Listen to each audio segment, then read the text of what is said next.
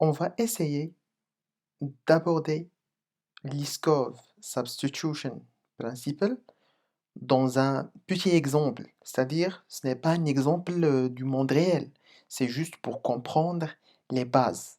Après, vous pouvez chercher pour approfondir vos compétences. Voilà. Après, vous pouvez chercher pour approfondir vos connaissances. La première des choses, on va essayer de voir la violation du principe, violation of principle. On a une classe Bird. C'est une classe de base qui contient une méthode qui s'appelle fly. On va créer des autres classes ou des sous-types de cette classe-là. On a dove, voilà, c'est un oiseau. Il hérite de la classe bird et c'est logique. Ostrich, c'est aussi un oiseau et il hérite de la classe bird. Et c'est totalement logique.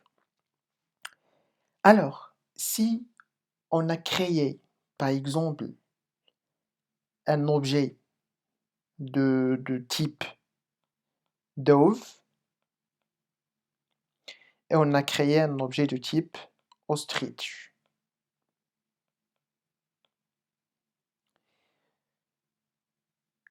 Dove peut voler. Il va hériter de la classe de base la méthode fly. À cette étape-là, tout est correct. Mais lorsqu'on a créé la classe ostrich qui hérite de la classe bird, on va obligatoirement redéfinir ou faire un override de la méthode fly.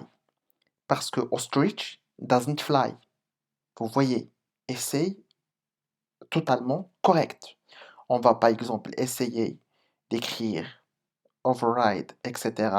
la méthode fly et on va par exemple lancer une exception. I can't fly, for example.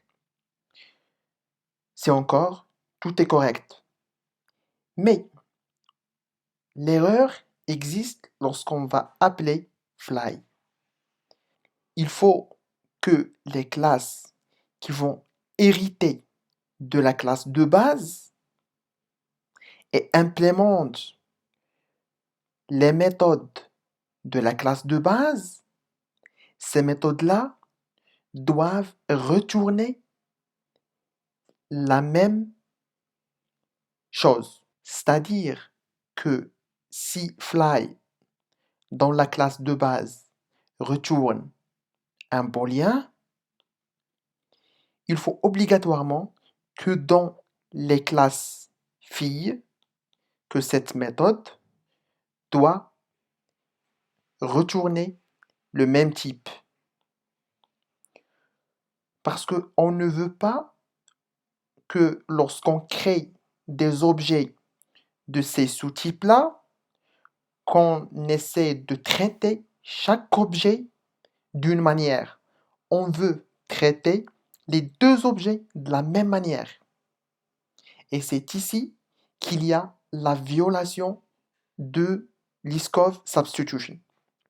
C'est-à-dire que le fait d'hériter de la même classe et Dove supporte par exemple la méthode ou la fonctionnalité fly-in, mais Ostrich ne supporte pas cette fonctionnalité-là, on est dans l'obligation de changer le retour.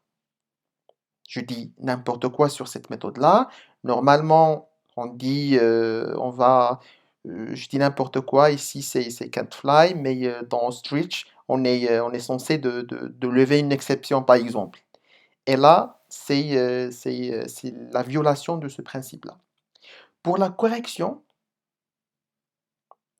il faut toujours opter pour soit des interfaces, de base, soit des classes de base.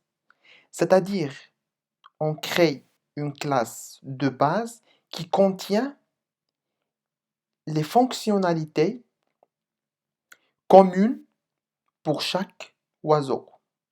Ici, on crée une nouvelle classe. Qu'est-ce qu'il contient? Premièrement, elle hérite de la classe de base, voilà, mais le nom de la classe s'appelle Flying Birds, c'est-à-dire les oiseaux qui volent. Il y a une nouvelle fonctionnalité ajoutée, c'est voler pour ces oiseaux-là. Pour les autres oiseaux qui ne volent pas, comme ostrich, il va hériter de la classe de base bird.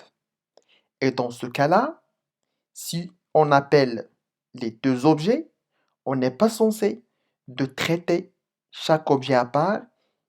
Par contre, on va opter pour une seule stratégie de traitement d'objets. Et c'est ça le, le respect du principe de Liskov substitution. C'est assez un petit peu compliqué, mais il faut juste comprendre l'exemple de base et après, vous pouvez chercher par vous-même pour approfondir les connaissances et voir des cas réels.